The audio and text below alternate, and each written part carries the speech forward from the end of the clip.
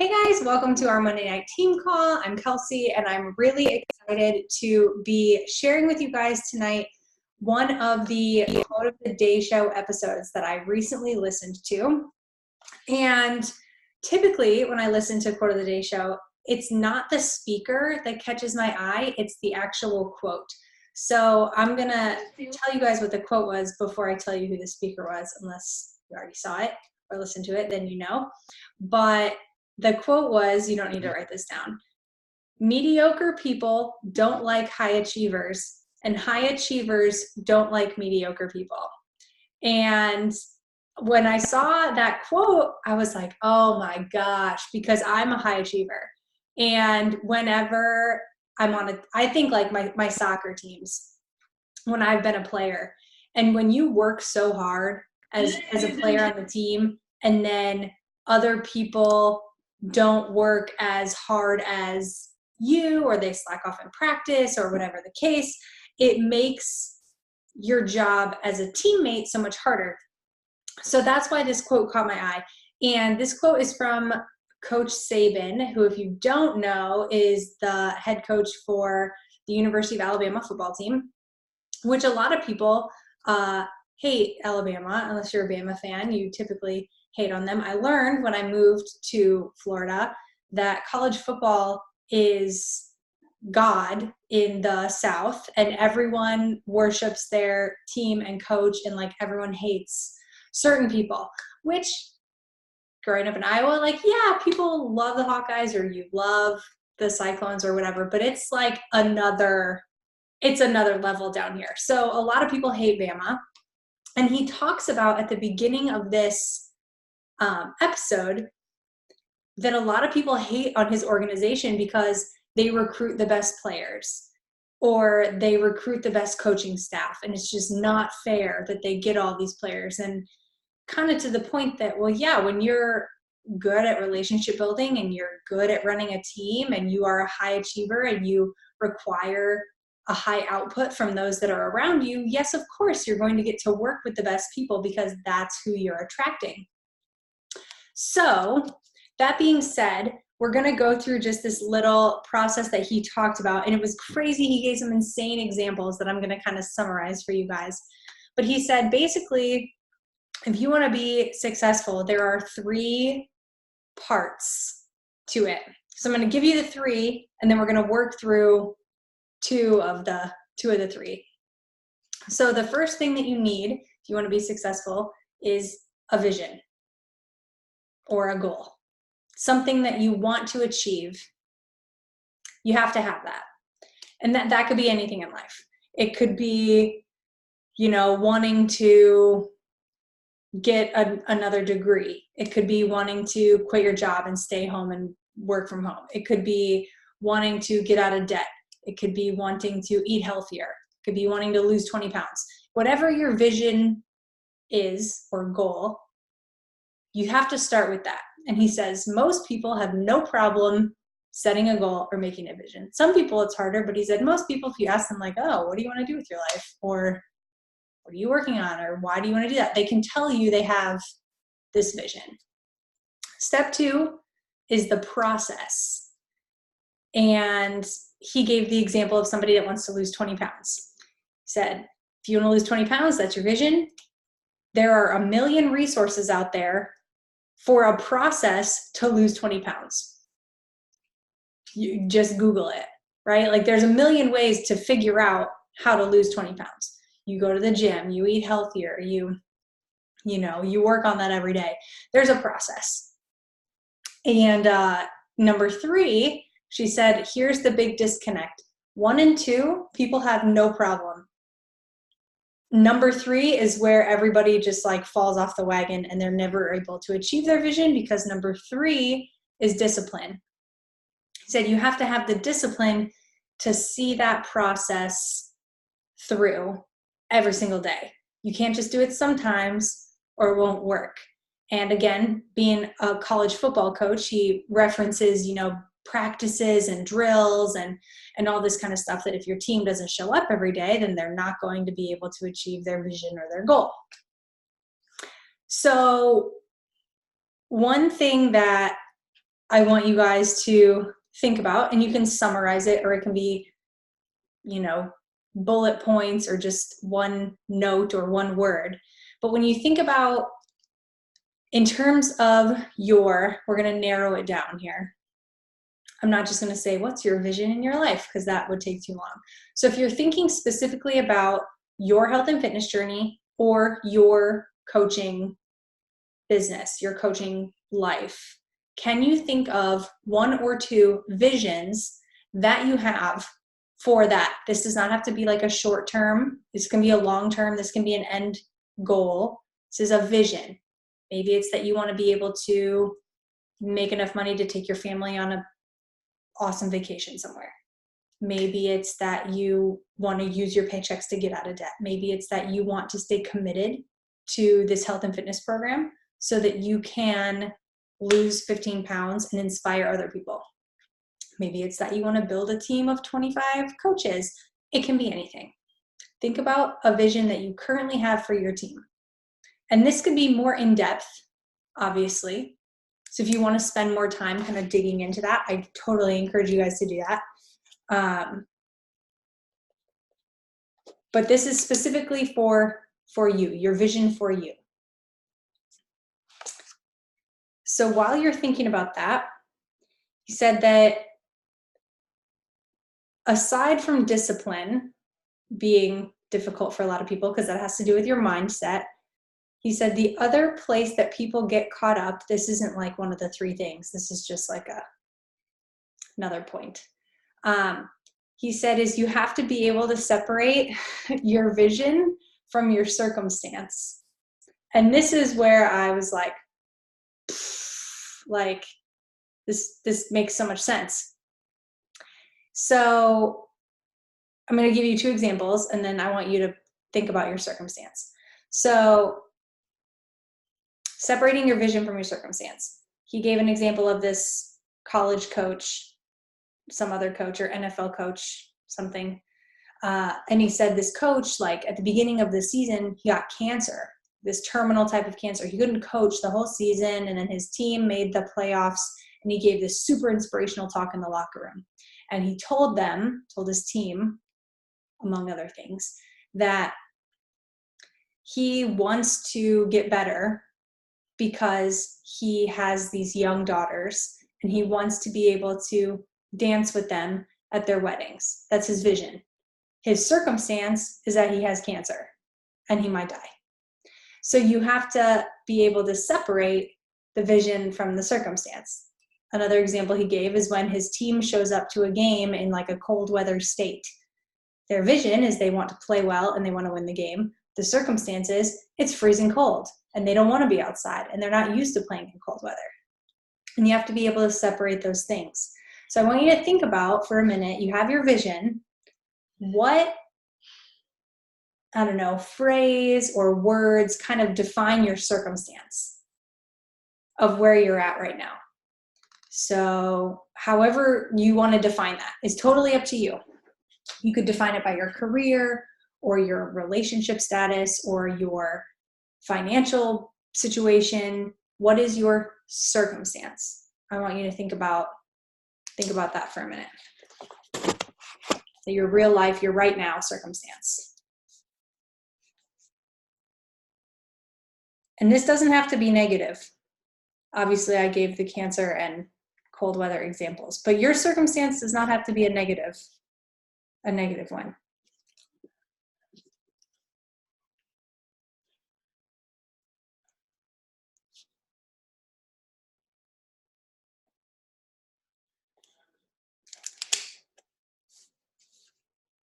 Okay. Does anyone want to share either of the two things that you wrote down? And Kelsey, I'm going to unmute you, but you don't have to share if you don't want to. Heather, do you want to share what you wrote? Sure. My vision is to be diamond rank next year and quit my bar job. Those are kind of both. But my circumstances are that I work another full-time job and that I have a child that takes up a lot of my time as well. So love it. Kelsey, do you want to share? I can't see you, but that doesn't mean you don't have to, you can participate as much or as little as you want. No, that's okay. Okay, no problem. Okay, I'm gonna share what I wrote, and I didn't write a ton, but this is something I'm gonna be digging into later this week. My vision is to have an elite team, which if you know or don't know what that means, I'll summarize. But being an elite team means that we have a lot of successful coaches on our team who are building their businesses. So that means that we have 5 diamond coaches on our team, at least. And we acquire a certain amount of volume, and our coaches are hitting Success Club and things like that. So that's my vision, is to be elite. And it's typically like the top 200 coaches in the network, in the company. And then my circumstance is not negative, really, at all. My circumstance is that I have no kids. We travel all the time. And that's all I wrote. So my circumstances really, aren't, I feel like they're not derailing me from seeing success. I work from home. This is my full-time gig. This is what I get to do. So now that you have your vision and your circumstance, the big thing is being able to say, okay, I understand that this is my circumstance. How can I make it work for me to still achieve or work toward achieving my vision? Because everybody's got something. Everyone has something. And I get a lot of challengers and coaches a lot of times too that say, oh, I just can't because, this, that, or the other. Everybody has something. I listened to the National Wake Up Call today, and the coach that was talking on there, she lives in Canada. She started working out and was introduced to Beachbody when she had 3 kids. And then like 3 months into her coaching journey, got pregnant with her 4th kid. Her husband worked like across Canada on like an oil rig something for like weeks and weeks at a time, or months at a time, 3 months at a time. He'd come home for 4 weeks and then be gone for 3 months. Mind you, she has 4 kids and she's trying to do it by herself. And she was working full time as an RN. And she just decided, yep, I'm just going to add coaching to my plate of things. Like, everyone has something. And I constantly hear these coaches talk about their circumstance, and I just think, well, I have no excuses. Like, that their circumstance seems to be worse than or more complicated than mine. So last 2 things I want you guys to think about that Coach Saban talked about, and that is to define a standard for your team and hold them accountable. Just like we do with our challenge groups. We hold our challengers accountable to their workouts and to their nutrition, and we check in with them on their goals. And I want you guys to realize that we need to do the same things with our team. We need to figure out where our standard for achievement is. And while you get to be your own boss and you get to make your own schedule, and that's the beauty of this business, if we're not working together as a team, we're going to have a harder time succeeding. Everybody has their goal, and that includes me as a leader on this team and everybody else is a leader on this team, because I don't want you guys to ever feel like only a few people get to be successful, because we know that success does not play favorites. It favors the hardworking. So if we're not willing to work hard, then we can't expect to be successful. So define a standard for your team. Even if you don't have a team, envision what your standard will be when you have them. And remember that leaders serve their team.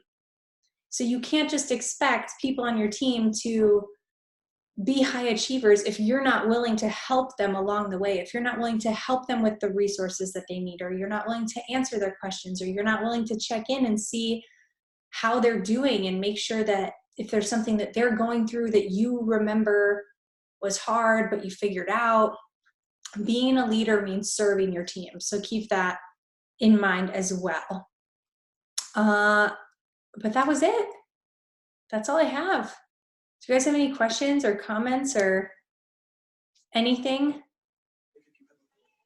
This was a really good podcast today because I listened to it too on the way and home from work. But yeah, I loved it. He was very just like, this is the way it is. Yeah, for sure. I liked it a lot. It helped me really put things into perspective a little bit. I didn't even see the quote on the thing because it was in my car, but I was like listening, and then when I heard the quote, I was like, oh yeah, that's legit. It makes a lot of sense, right? Yeah. So yeah, I'm glad that you liked it. Two other quick things before we go, just so you guys know. And Kelsey, this applies to you too, so just know that. Two things coming up this Friday. We're going to have our free coach info group, and it's on Facebook. If you're not added to it, I will add you to it, or let me know that you're not added, and I'll make sure to add you in there as an admin. And all that is I'm going to schedule all the posts, and there's really only posts for Thursday, which is like the pre-day, the welcome day. That's when everybody will get accepted to the group. And then there's Friday, which is content day, and that's where our coach info video will be, and people can post questions that they have below, and if there are any questions, we'll go live in there and answer them, and then we'll do some sort of giveaway thing. And then on Saturday, I just do like a follow-up post, announce any new coaches. And then Sunday, same thing. We say like, this is the last week to be a coach, blah, blah, blah. So you can invite whoever you want. If you're not sure exactly how to invite or exactly what to say, definitely reach out to your coach, because they have an email that I sent out to all of the leaders on our team that have the invites and the little scripts that I use, and you can feel free to make those your own and send them out to whoever you want. Just a reminder, it is rare that people just come to you out of the blue and tell you that they want to start coaching or that they want to do what you're doing. So inviting is key. And it's the scariest part for a lot of people with coaching, but it's the part that moves your business forward. Secondly, a week from today, we're doing our free workout week. This is open to literally anybody and everybody, especially if you've had people in the past who have said, I can't do a challenge group because I don't have any money, or it's too expensive, blah, blah, blah, whatever. This is your time to invite them. They have two options. They can either be a VIP member, which they'll get a Clean Week sample pack, has 7 samples of Shakeology, has a nutrition guide that gives them access to Clean Week. If they don't order that in like the next 2 days, it won't even be here. So they're going to have to do that quick, and I always give everybody that option. But secondly is it's completely free. You just need a free membership for Beachbody, and you will have access to these workouts, and I will let everybody know how to access them. And because we have run these groups in the past through the My Challenge Tracker app, I will go through and schedule all of those posts because they're already in my previous like post library. So it takes me 5 seconds to go through and just copy all of those same Clean Week posts for the following week, and I'll make sure that everybody is invited so that you can invite your coaches to that group as well. So if you guys have questions about that, do not hesitate to ask, do not hesitate to reach out. I hope that everybody knows that you can always email me or contact your coach or ask them how to get in touch with me or whatever. We're a team here, so there's no secrets, and we don't want anyone to feel like they're left out or confused or don't know what's going on. So those are 2 things that we have coming up. I'm super excited, and I don't know about you guys, but I have been like blasting messages to people about this free group because I just want it to be full of people because it's free. So why not? Why the heck not? All right. Any other questions, comments, anything before we go? Yeah, I have a question. Shoot. When are you adding people into the group? Because I have some people that I said I'd email this week with more details and stuff, but when are you actually putting them in My Challenge Tracker? You're talking about free workout week. I am going to, that's on my list to create for tomorrow. So I will add our coaches in there as coach admins for the group so that then you guys can go in and add whoever you want. Okay. So I'll do that tomorrow.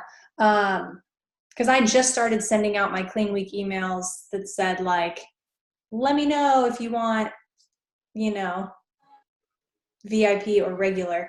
So I'm waiting to hear back from a lot of those people, but it's on my list for tomorrow mid-morning to put all that together. So I'll make sure to put something in our message thread when it's done so that you guys can add your people. All right. Fabulous. All right.